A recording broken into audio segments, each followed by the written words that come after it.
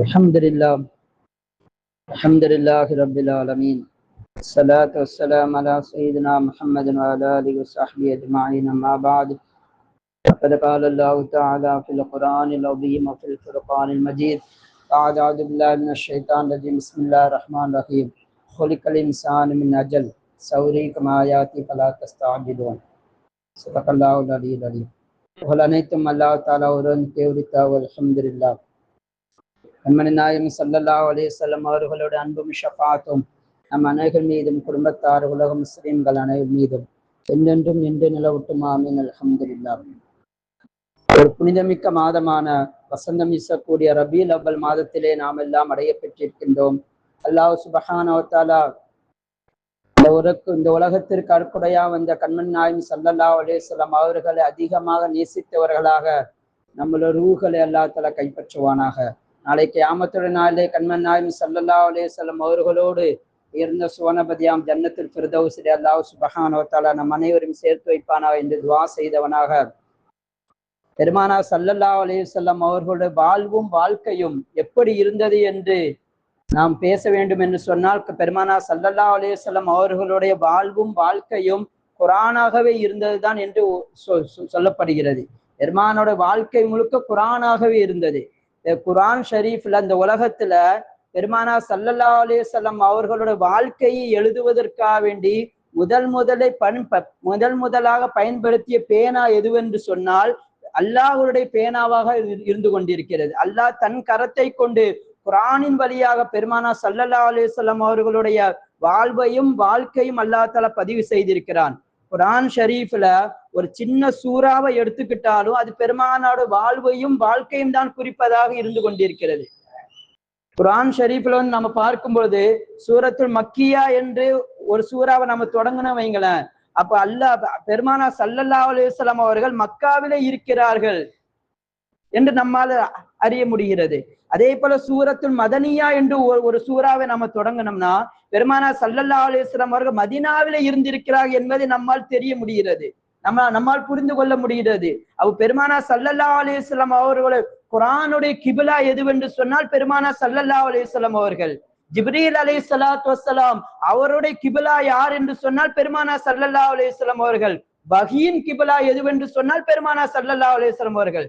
மக்காவில பெருமானார் ஸல்லல்லாஹு அலைஹி வஸல்லம் அவர்கள் இருக்கும் பொழுது மதீனாவுக்கு அல்லாஹ் சுப்ஹானஹு வ தஆலா வஹியை கொடுக்கல. மதீனால பெருமானார் ஸல்லல்லாஹு அலைஹி வஸல்லம் அவங்க இருக்கும் பொழுது மக்காவுக்கு வஹி கிடையாது. ஏன் பெருமானார் ஸல்லல்லாஹு அலைஹி வஸல்லம் அவர்கள் வஃபாத் ஆன பிறகு இந்த உலகத்துக்கே வஹி கிடையாது. அப்போ வஹீனுடைய கிபிலா எதுவென்று சொன்னால் பெருமானார் ஸல்லல்லாஹு அலைஹி வஸல்லம் அவர்கள். குர்ஆனும் ஜிப்ரீல் அலைஹிஸ்ஸலாத்து வஸ்ஸலாம் அவர்களும் வஹியும் யார ஃபாலோ பண்ணாங்கன்னு சொன்னா, யார பின்தொடர்ந்து சென்றது என்று சொன்னால் பெருமானார் ஸல்லல்லாஹு அலைஹி வஸல்லம் அவர்கள். ஒட்டுமை. அதனாலதான் ஆயிஷா சித்திகா ரலியல்லாஹு தஆலா அவங்கள்ட்ட கேட்கப்பட்டுச்சு, பெருமானாருடைய வாழ்க்கை எப்படி இருந்தது? நீங்க குர்ஆன் ஓதலையா? நீங்க குர்ஆனை ஓதி பார்க்கலையா? பெருமானாரோட வாழ்க்கைன்னு எதுன்னு சொன்னா குர்ஆன் தான். குர்ஆன் என்பது வார்த்தை, பெருமானார் ஸல்லல்லாஹு அலைஹி வஸல்லம் அவர்கள் என்பது வாழ்க்கை. குர்ஆன்ல அல்லாஹ் சுப்ஹானஹு வ தஆலா என்ன சொல்லியிருக்கான்னா பெருமான வாழ்க்கையை தான் சொல்லியிருக்க.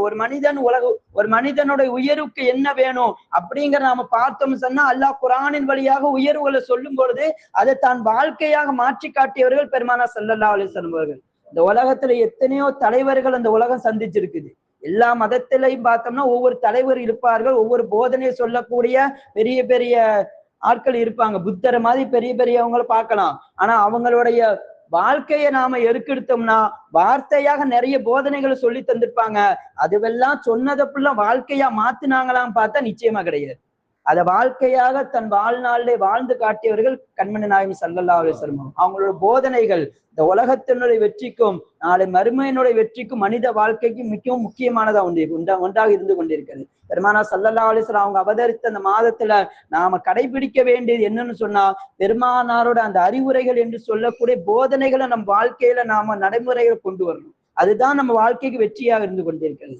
அதுல பெருமானார் ஸல்லல்லாஹு அலைஹி வஸல்லம் சொல்லி தருவாங்க, சோதனையான காலகட்டத்துல எல்லா மனிதர்களும் இந்த உலகத்துல சந்திக்கக்கூடிய ஒன்று எதுவென்று சொன்னா சோதனைகள் தான். அது யாராக இருக்கட்டும், ஏழையாக இருந்தாலும் சரி, நடுத்தரவாதியா இருந்தாலும் சரி, கோடீஸ்வரனா இருந்தாலும் சரி, அவன் வாழ்க்கையில கஷ்டம் என்று சொல்லக்கூடிய சோதனைகள் நிச்சயமா சந்திச்சே ஆகணும்.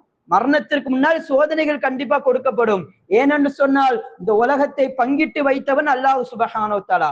அவன் பங்கிட்டு கொடுத்திருக்குது. அது சோதனையும் வரும், சந்தோஷமும் வரும். இரண்டும் கலந்ததுதான் வாழ்க்கை. அப்ப சோதனையான காலகட்டத்துல ஒரு மனுஷன் எப்படி வாழணும் அப்படின்னு சொல்லி பெருமானா ஸல்லல்லாஹு அலைஹி வஸல்லம் அவங்க சொல்லி தரும் பொழுது, சோதனையான காலகட்டத்துல பொறுமையா இருக்கணும். பொறுமை என்பது ஒரு மனிதனுக்கு உயர்வை தரும். பொறுமையை ஒரு மனிதன் கடைபிடிக்க வேண்டும். அவசரப்படக்கூடாது. அன்னைக்கு அந்த சோதனை அவனால கடக்க முடியாதனாலதான் தவறான ஒரு முடிவுக்கு ஒரு மனிதன் ஏற்படுகிறான். அந்த சோதனை அவனால் தாங்க முடியல. அதனால என்ன செய்யறான்? தவறான ஒரு முடிவு, தற்கொலைக்கு ஒரு மனிதன் அதை கையில எடுக்கிறான்னு சொன்னா அதை அவன் பொறுமையை கையாள வேண்டும் என்கிறார்கள் நாயகம் ஸல்லல்லாஹு அலைஹி வஸல்லம் அவர்கள்.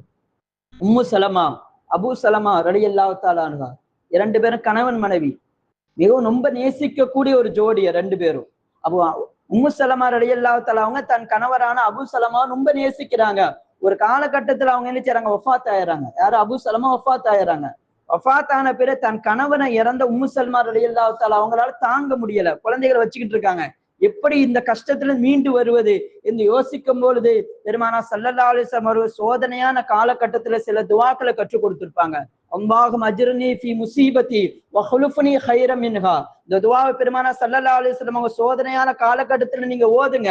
இந்த துஆக்களை நீங்க அதிகமா ஓதும் பொழுது உங்களுடைய வாழ்க்கையில சோதனைகள் அல்லாஹ் நீக்குவான். நீங்க எதை இழந்தீங்களோ அதை விட மிகவும் உயர்ந்த ஒன்றை உங்களுக்கு அல்லாஹ் கொடுப்பான் என்பதை சொல்லக்கூடிய ஒரு துவா தான் இந்த துவா. அப்ப உம்மு சலமா ரலியல்லாஹு தஆலா அவங்க இந்த துவாவை ஓத ஆரம்பிக்கிறாங்க.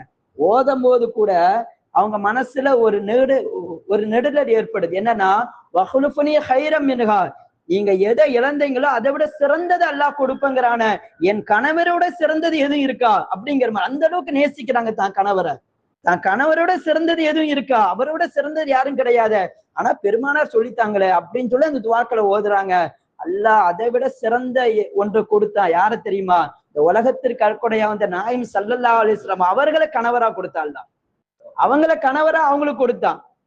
அப்ப அந்த துவா சோதனையான காலகட்டத்துல அந்த அம்மா ஒரு பொறுமையா இருந்தாங்க. பெருமானார் கற்றுக் கொடுத்த அந்த துவாக்களை ஓதுனாங்க. அந்த துவாவின் வழியாக இந்த உலகத்திற்கு யாரை பார்க்க வேண்டும் என்று உலகத்தில் உள்ள எல்லா முஸ்லீம்களும் ஆசைப்படுகிறோமோ, நாளை மறுமையில என் நாயகத்தை நான் பார்க்க மாட்டானான் என்று ஆஷிகீன்கள் முஸ்லீம்கள் எப்படி நாம ஏங்குகிறோமோ, அப்படிப்பட்ட ஒரு புனிதமான ஒரு மனிதரை அல்லாஹ் சுப்ஹானஹு வ தஆலா உம்மு சல்மா ரலியல்லாஹு தஆலா அவங்களுக்கு கணவரா கொடுத்தான். அப்போ சோதனையான காலகட்டத்துல பெருமானார் கற்றுக்கு தரக்கூடிய போதனைகள் என்னவென்று சொன்னால், நீங்க கஷ்டம் வரும்போது நீங்க பொறுமையா இருக்கணும். அதே போல ஒரு மனிதன் கடைபிடிக்க வேண்டிய போதனைகள்ல மிக முக்கியமான ஒன்று என்னன்னு சொன்னா, அவசரப்படக்கூடாது. அவசரம் என்பது ஷைத்தானின் குணம் என்றார்கள் நாயகம் ஸல்லல்லாஹு அலைஹி வஸல்லம். எல்லா காரியத்திலும் அவசரம். மனிதன் அவசரக்காரனா இருந்து கொண்டிருக்கிறான். அல்லாஹ் குர்ஆனின் வழியாகவே சொல்லி தருவான். மனிதன் அவசரக்காரனா இருக்கிறான். கஷ்டம் வரும் பொழுது, தனக்கு சோதனை வரும்போது, படுக்கும் பொழுதும், நிற்கும் போதும், ஓடும் போதும் என்ன நினைச்சுக்கிட்டே இருக்கான். எல்லாம் அந்த சோதனை நீக்க மாட்டியா? இந்த கஷ்டத்தை எனக்கு நீக்க மாட்டியா? எல்லா நேரமும் எல்லா சூழ்நிலையும் அல்லாஹ் என்ன நினைச்சுக்கிட்டே இருக்கான். நான் அவனுக்கு அந்த சோதனை நீக்கிட்டு சந்தோஷத்தை கொடுத்துருவேன். கொடுத்த பின்னாடி என்ன மறந்துறான். அந்த சோதனையே தன் வாழ்க்கையில நடக்காத மாதிரி என்ன அலட்சியமா நினைக்கிறான். நீ மனிதன் நன்றி கெட்டத்தனவனா இருக்கான்னு அல்லாஹ் குர்ஆனின் வழியாக சொல்லித்தரான். அப்ப அல்லாஹ் சுப்ஹானஹு வ தஆலா இன்னொரு வசனத்துல சொல்லி தருவான், மனிதன் அவசரக்காரனா இருக்கிறான். மனிதன் நிதானம் வேணும். என்னுடைய அத்தாட்சிகளை நீங்க பார்க்க வேண்டாமா? என்னுடைய அத்தாட்சிகளை நீங்க பாருங்க. குலிக்கல் இன்சான் மின் அஜல் சௌரீக்கும் ஆயாத்தி ஃபலா தஸ்தஅஜிலூன். என்னுடைய அத்தாட்சிகளை நீங்க பாருங்க. என் அத்தாட்சிகளின் வழியாக நீங்க நிதானத்தை கடைபிடிக்க வேண்டும் என்று குர்ஆனின் வழியாக அல்லாஹ் சொல்லித்தரான். குர்ஆன் ஷரீஃப்ல அல்லாஹ் சுப்ஹானஹு வ தஆலா வானம் பூமியை படைச்சதை பத்தி அல்லாஹ் சொல்லி தருவான். வானத்தை பூமியும் படைச்சேன், 6 நாள்ல படைச்சானா அல்லாஹ் சுப்ஹானஹு. ஏதா வானத்தையும் பூமியையும் 6 நாள்ல படைச்சானா? 6 நாள்ல படைக்கிற அளவுக்கு அவ்வளவு டைம் எடுக்கிறதுக்கு அல்லாஹ்க்கு என்ன சக்தி கிடையாதா? ஒரு கேள்வி வருது இல்ல. இன்னமா அம்ருஹு இதா அராத ஷையன் ஐயகூலு குன் ஃபயகூன். குர்ஆன்ல யாசின் சூரால சொல்லப்பட்ட குன் ஃபயகுன் என்ன அர்த்தம்? அல்லாஹ் நாடுன்னு நினைச்சு அல்லாஹ் செய்யின்னா ஒரு காரியம் உடனே குன் சொன்ன ஆகுன்னு ஆகிரும். அல்லாஹ் சொல்லி தரான், நான் ஆகுன்னு சொன்னா ஒரு காரியம் ஆகிரும். இத வானா வந்துரும் உடனே. அப்போ அல்லாஹ் அவ்வளவு சக்தி படைச்ச ரப்புல் ஆலமீன் வானம் பூமியை படைக்கிறதுக்கு 6 நாள் தேவையா அப்படிங்கிற ஒரு கேள்வி அங்க வருது. என்ன தன் படைப்பின் வழியாக அல்லாஹ் மனிதனுக்கு நிதானத்தை கற்றுத் தருகிறான். நானே ஒரு வானம் பூமியை படைக்கிறதுக்கு 6 நாள் எடுத்து நிதானமா செஞ்சிருக்கேன்னா நீ ஒரு காரியத்தை நிதானமா கடைபிடி, அவசரப்படாத. நீ அவசரப்பட்டனா அந்த காரியம் உனக்கு தோல்வியை தான் கொடுக்கும். அவசரப்படாத, ஆலோசித்து நிதானமாக அனுபவம் உள்ளவங்கள்ட்ட கேட்டு ஒரு காரியத்துல இறங்கு. எனக்குத்தான் எல்லாம் தெரியும், எனக்கு அறிவு சொல்ல யாரும் கிடையாது, நான் தான் பெரியவன் அப்படின்னு நினைச்சு நீ இறங்கினா அந்த காரியம் உனக்கு தோல்வியை தரும் என்றார்கள் நாயகம் ஸல்லல்லாஹு அலைஹி வஸல்லம் அவங்க. மனிதனுடைய படைப்பு, மனிதன் அல்லாஹ் சுப்ஹானஹு வ தஆலா விந்து துளி என்று சொல்லக்கூடிய நுத்ஃபாவின் வழியாக அல்லாஹ் படைக்கிறான். முதல்ல விந்து துளி, தாயினுடைய கற்பப்பையில விந்து துளிய உள்ள விழுது. விழுந்த பின்னாடி அல்லாஹ் என்ன செய்யறான், சதக்கட்டியாக, இரத்த கட்டியாக, எலும்பாக, இப்படி ஒவ்வொரு ஸ்டேஜில் அப்படி மாத்தி 10 மாத காலம் தாயின் கற்பப்பையில அல்லாஹ் வச்சிருக்கான் மனிதனை 10 மாத காலம் தாயின் கற்பப்பையில வச்சு அல்லாஹ் பாதுகாக்கிறான். பெருமானா ஸல்லல்லாஹு அலைஹி வஸல்லம் அவங்க ஒரு நாள் சஹாபாக்கள் மத்தியில சொர்க்கத்தை பத்தி சொல்லிட்டு இருந்தாங்களாம்.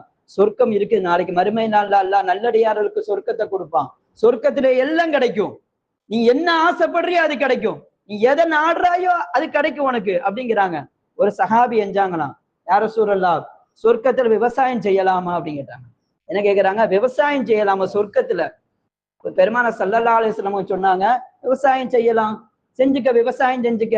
நீ எப்ப விதைய போடுறாயோ 6 மாதம் நீ காத்திருக்க தேவை. உலகத்துலதான் 6 மாசம் காத்துக்கிட்டு இருக்கணும், அதனோட வளர்ச்சிக்காக வேண்டி நீ பாதுகாக்கணும். நீ எப்ப சொர்க்கத்துல விதைய போடுறாயோ அந்த நிமிஷம் அல்லாஹ் பலனை கொடுத்துருவான் என்றாங்க எங்க சொர்க்கத்துல. அது விவசாயம் செஞ்சுக்க அப்படின்னாங்க. இன்னொரு சஹாபி எஞ்சாரு, யார ரசூலல்லாஹ் சொர்க்கத்துல சந்தை இருக்கா அப்படின்னு கேட்டாரு. அவர் சந்தை வியாபாரி, அவரு உலகத்துல சந்தை வியாபாரம் செஞ்சுக்கிட்டு இருக்கக்கூடிய ஒரு சஹாபி சொர்க்கத்துல சந்தை இருக்கா அப்படின்னு கேட்கிறாரு. பெருமானா ஸல்லல்லாஹு அலைஹி வஸல்லம் சொன்னாங்கன்னா, சந்தை இருக்குது, வெள்ளிக்கிழமை சந்தை இருக்குது, நல்லடியார்கள் வருவாங்க, நபிமார்கள் வருவாங்க, சாலிஹீன்கள் வருவாங்க, நீ யார விருப்பப்படுறியோ, யார நேசிக்கிறியோ அவங்கெல்லாம் நீ பார்க்கலாம் அப்படிங்கிறாங்க. இன்னொரு சஹாபி எஞ்சறான், யார ரசூலல்லாஹ் சொர்க்கத்துல குழந்தை பெத்துக்கலாமா அப்படின்னு கேட்டாரு. என்ன கேட்கிறாரு, சொர்க்கத்துல குழந்தை பெத்துக்கலாமா? பெருமானா ஸல்லல்லாஹு அலைஹி வஸல்லம் கேட்டாங்களாம் சஹாபியை பார்த்து, உலகத்துல உனக்கு எத்தனை குழந்தை? எனக்கு 12 குழந்தை இருக்கு, அங்கேயும் போய் குழந்தைய பெத்துக்கணுமா? நீ பெத்துக்க அப்படின்னாங்களா. பெத்துக்க, குழந்தைய பெத்துக்க, சொர்க்கத்துல குழந்தை வேணுமா? நீ குழந்தைய பெத்துக்கலாம். உன் மனைவியோட சொர்க்கத்திலே நீ எப்பொரு ஒன்று சேர்கிறாயோ அடுத்த நொடி அல்லாஹ் குழந்தைய கொண்டு வந்துருவான். என்ன சொல்றாங்க, அடுத்த நிமிஷம் குழந்தைய கொண்டு வந்துருவான். அப்போ சொர்க்கத்திலே அடுத்த நொடி குழந்தையை கொண்டு வரக்கூடிய ரப்புல் ஆலமீன் உலகத்திலேயே 10 மாசம் பாதுகாக்கணும், 10 மாசம் வயிற்றிலேயே வச்சிருக்கணும். ஏன் கொண்டு வர சக்தி இல்லாதவனா அல்லாஹ் சக்தி இல்லாதவங்கிற கேள்வி வருது இல்லை. அப்ப சொர்க்கத்துல கொண்டு வரான அடுத்த நிமிடம், அடுத்த நொடி உனக்கு குழந்தை வெளியாகிவிடும், உன் மனைவிக்கும் உனக்கும் காத்திருக்க வேண்டிய வேலை இல்லைங்கிறாங்களே. அப்ப என்ன காரணம் சொன்னா, உலகத்துல தன் அத்தாட்சியின் வழியாக, தன் படைப்பின் வழியாக மனிதனுக்கு ரப்புல் ஆலமீன் நிதானத்தை கற்றுத் தருகிறான். அவசரப்படாத. அவசரம் என்பது ஷைத்தானின் குணம், நிதானம் என்பது ரப்பின் குலம் என்றார்கள் கண்மன் நாயகம் ஸல்லல்லாஹு அலைஹி வஸல்லம். அவசரப்பட்டனா அந்த காரியம் உனக்கு தோல்வியும், அது உனக்கு முசீபத்தை தான். அது குடும்ப வாழ்க்கையா இருக்கட்டும், வியாபாரமா இருக்கட்டும், பிள்ளைகளோட விஷயத்துல நீ ஒரு முடிவெடுக்கிறதா இருக்கட்டும், அவசரப்படாத. அதை தெரிஞ்சவங்கள்ட்ட நிதானமா அதை உட்கார்ந்து அந்த காரியத்தை நீ செயல்படுத்தினா என்று சொன்னா அதுல வெற்றி கிடைக்கும் என்றார்கள் கண்மணி நாயகம் ஸல்லல்லாஹு அலைஹி வஸல்லம் அவர்கள். இப்படி பெருமானாருடைய போதனைகள் என்று சொல்லக்கூடிய அறிவுரைகளை நம்ம வாழ்க்கையில நாம கடைபிடித்தோம் என்று சொன்னால் இந்த உலகத்திலையும் வெற்றி, நாளை மறுகுலத்திலும். அதே மாதிரிதான் தீனுடைய விஷயத்திலையும் சரி. போன வாரம் நம்ம சொல்லும் போது சொன்ன தீனுடைய விஷயத்துல, மார்க்க விஷயத்திலையும் எவன் அவசரப்படுறானோ அவனுக்கு அது நஷ்டம்தான். மார்க்க விஷயத்துல அவசரப்படக்கூடாது, தொழுகை விஷயத்துல அவசரப்படக்கூடாது.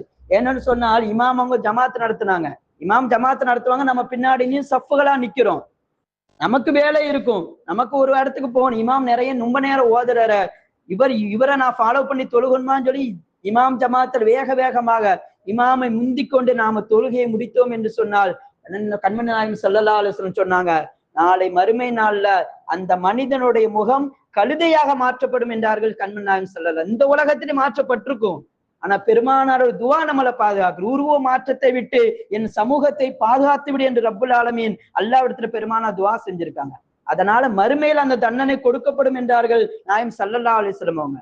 அப்போ எந்த காரியத்தில் உலக வாழ்க்கையிலும் சரி, நான் தீனுடைய விஷயத்திலும் சரி, நம்ம அவசரப்படக்கூடாது. நிதானத்தை பெருமானா ஸல்லல்லாஹு அலைஹி வஸல்லம் அவர்கள் சொல்லி தந்தது மட்டுமில்லாமல் தன் வாழ்நாளிலே கடைபிடித்து வெற்றி கண்டார்கள் நாயகம் ஸல்லல்லாஹு அலைஹி வஸல்லம். அப்படிப்பட்ட நாயகத்தை நாம பின்பற்றணும். அவங்களோட போதனைகளை நம்ம வாழ்க்கையில கடைபிடித்தோம் என்று சொன்னால் இந்த உலகமும் மறு உலகம் நமக்கு வெற்றி நிச்சயம் என்பதில் எந்த விதமான சந்தேகம் இல்லை. அப்படிப்பட்ட நாயகத்தை அதிகமாக நேசித்து சலவாத்துகளை அதிகமாக ஓதி அவர்களோடு சுவனத்திலே இருக்கக்கூடிய பாக்கியத்தை அல்லாஹ் உங்களுக்கும் எனக்கும் தந்தல் புரிவானாக. வாஹிர் தாவானா அல்ஹம்துலில்லாஹி ரப்பில் ஆலமீன். அஸ்ஸலாமு அலைக்கும்.